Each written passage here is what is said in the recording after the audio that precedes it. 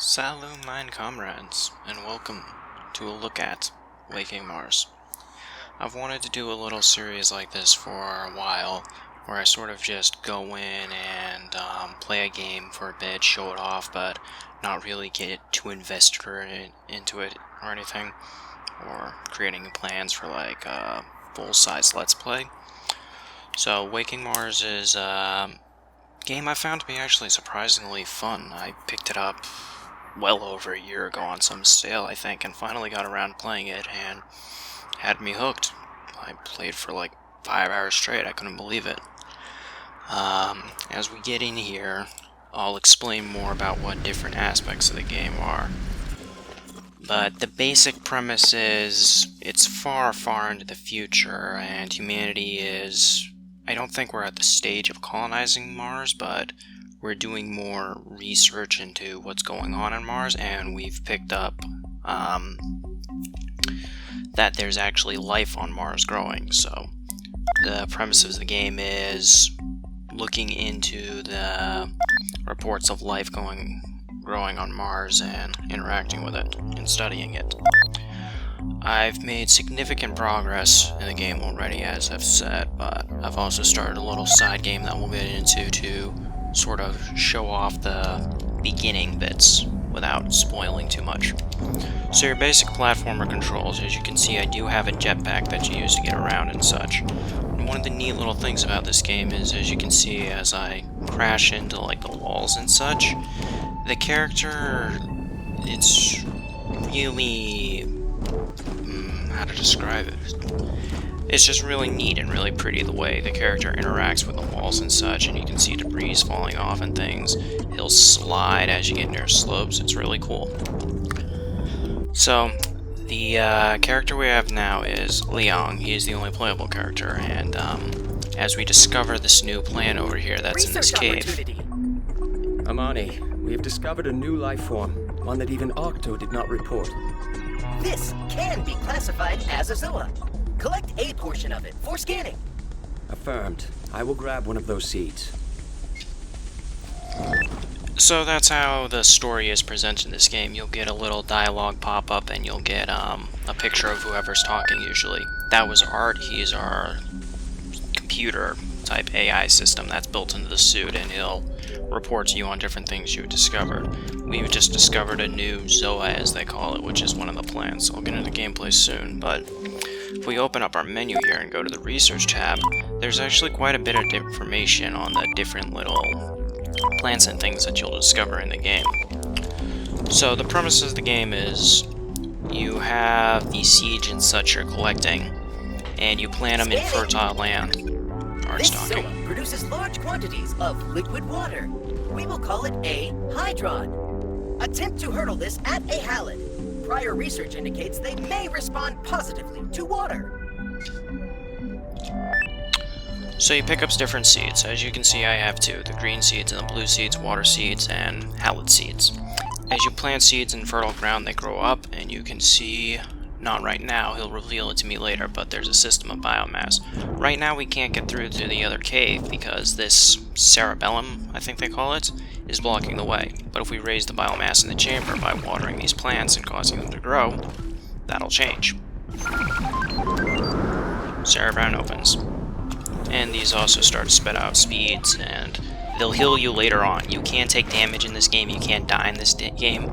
It's not really a big deal because you get instantly Research healed. opportunity. Yes?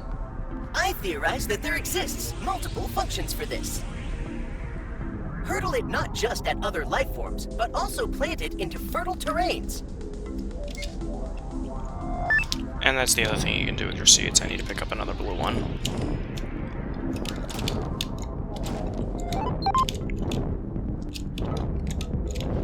Toss it in here. I missed. I'll be back. Oh no, I didn't miss. And they grow more halids, so that's the premise of what you're going to be doing in the game. You're going to be planting seeds, and it does get more challenging. There's a puzzle aspect to it. As you get further in the game, you unlock the different creatures. There's a large variety. Not all of them are even revealed right now. Of creatures that you can reveal later. I was talking about death and things like falling stalagmites, and there are hostile plants that will attack you later on. So, you can die, you can take damage, but as I said, I will it's... now inform you usefully.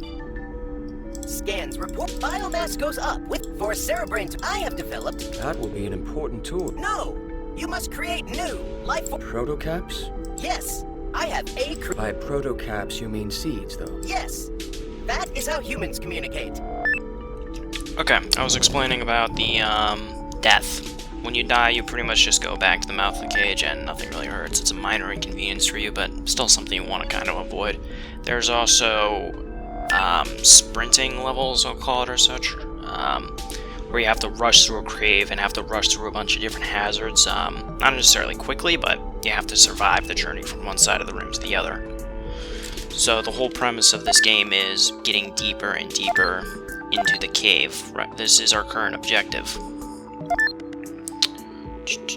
Exit the map. And as Art explained, there's biomass in the corner, and you get your biomass to a certain level, more plants become available, and the cerebram opens up and allows you to go to new areas in the game. Now, there was another character mentioned named Amani. She's an indirect character who she'll communicate with Liang throughout the story, and the story will develop through their chats with one another. I'm gonna pick up some more seeds here. There's also another, not really a character, but another story element to this is that you're following a rover type exploration unit that went down into the cave before and hasn't reported back. And you're getting different tidbits of information. He's leaving stuff behind for you to find, and you're pretty much tracking him throughout the cave. So I'm going to get through this chamber and then skip ahead to the first little bit of information on him. Makes sense. This is right around where we lost contact with him. Unfortunately, this roof has since collapsed. Great. Are you gonna head back to the outpost for the digging tools? Those things are amazing. I love them. Amani, I'm not blocked. There is an opening overhead. Oh, see, because the transmission through all the rock gets static in... sorry.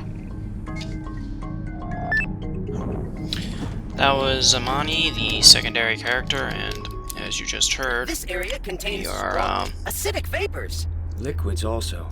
Acid appears to be dripping through cracks in the rock. Well, don't touch it. That stuff can damage you and your suit. and we also heard mention of Octo, the rover that we were trying to track. We've also been introduced to another one of our hazards, so your basic platforming sort of gameplay where you want to not stop on the lava and not hang around underneath the things falling from the sky. I'm gonna grow this Zoa while I'm here. And here's another. More seeds.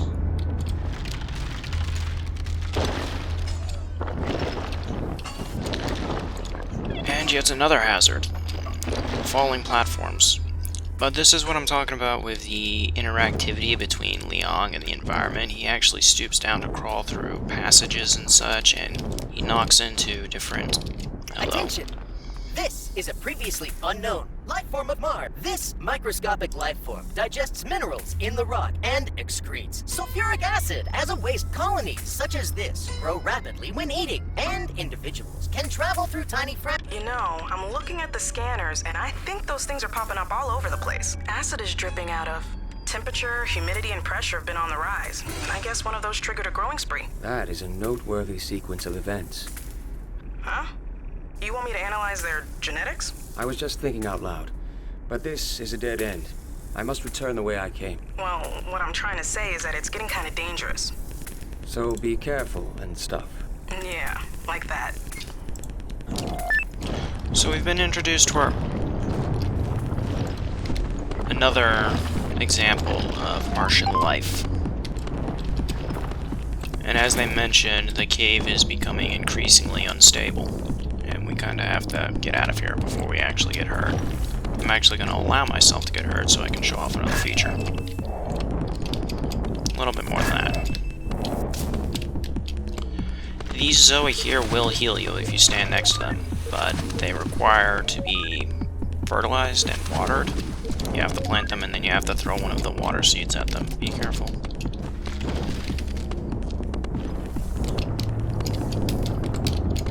I think it's a little trippy.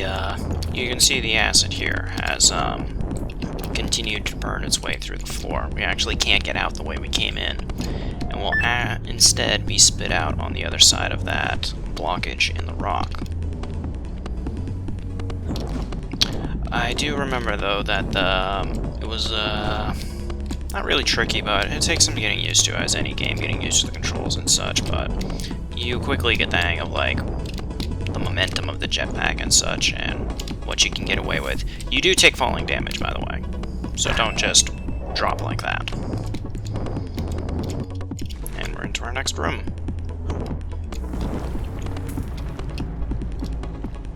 And watch where you're going, because rocks will fall on you in front of your path.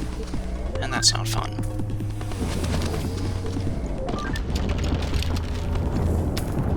Oh. More crawling.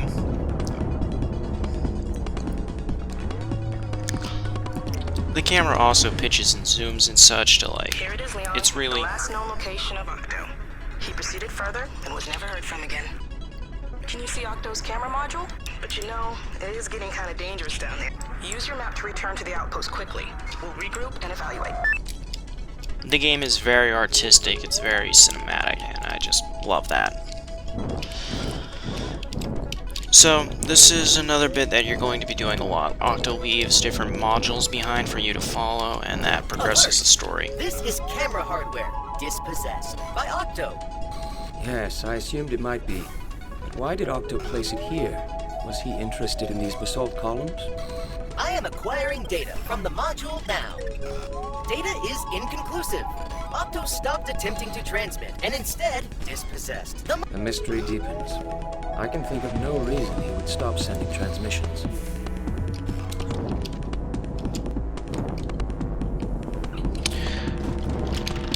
As Amani said, we are going to return. If you didn't get that last transmission, here's what you should head back to the outpost, use the map. It will allow you to travel instantly. And that pretty much ends the first chapter of the mission. I don't want to spoil too much about the story, so I'm actually going to stop it here, I think.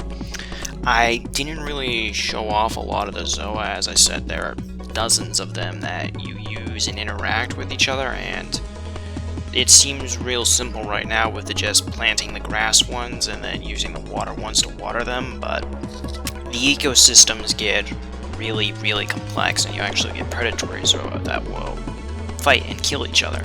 So you have to balance everything out in order to get the biomass score in the cave up.